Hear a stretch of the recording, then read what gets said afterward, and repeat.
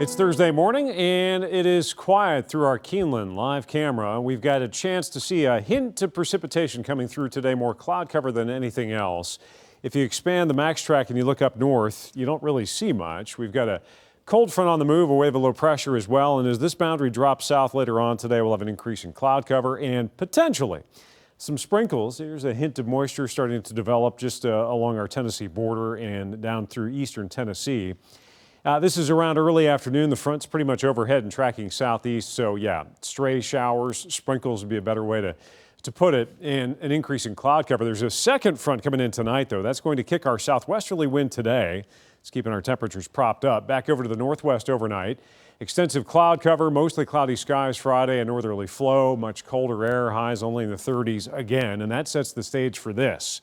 A developing wave of low pressure. Now, initially earlier in the week, it was looking like we were just going to have a clipper, a quick moving wave of low pressure diving south.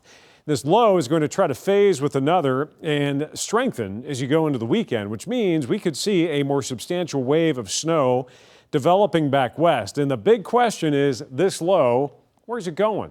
Is it going to take a farther southerly storm track, or is it going to burn its way up a little closer to home here? And that'll have an overall big impact on what kind of an impact we could have here from winter weather. The timing we've got pretty much nailed down. Saturday late, overnight into Sunday. It looks like a pretty good bet. Where there's much less certainty due to models diverging and still not agreeing totally on the track is exactly where it's going.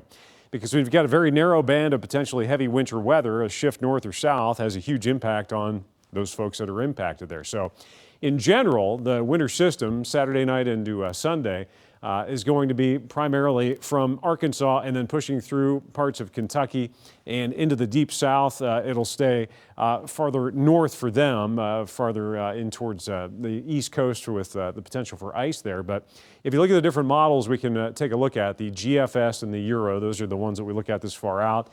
There's that southerly track with the European, which would keep the snow more suppressed into southeastern Kentucky, and we'll be running that northern edge, that tight gradient where it drops off to nothing.